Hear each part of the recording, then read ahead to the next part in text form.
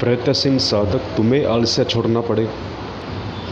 मेरे पास लोग आते हैं और कहते हैं सुबह का ध्यान थोड़ा मुश्किल है, 6 बजे आने में कठिनाई होती है। तुम समझ नहीं रहे हो कि तुम क्या कह रहे हो। अगर तुम्हें 6 बजे उठने में कठिनाई हो रही है तो तुम्हें मन के बाहर जागने में भयंकर कष्ट होगा। अगर 6 बजे उठने में तुम्हें इतनी मुश्किल मालूम पड़ गई है तो जीवन के चाक से तुम छलांग कैसे लगाओगे। एक छोटी सी आदत, तुम सिर्फ 6 बजे उठते नहीं रहे हो, 2-4 दिन आलस पकड़ेगा, पर आलस को तुम जीतने देते हो और आलस के लिए तुम ध्यान को खोने के लिए तैयार हो, तो ध्यान का तुम्हारे मन में कोई मूल्य ही नहीं है। यदि मूल्य होता तो ये सवाल तुम कभी उठाते नहीं।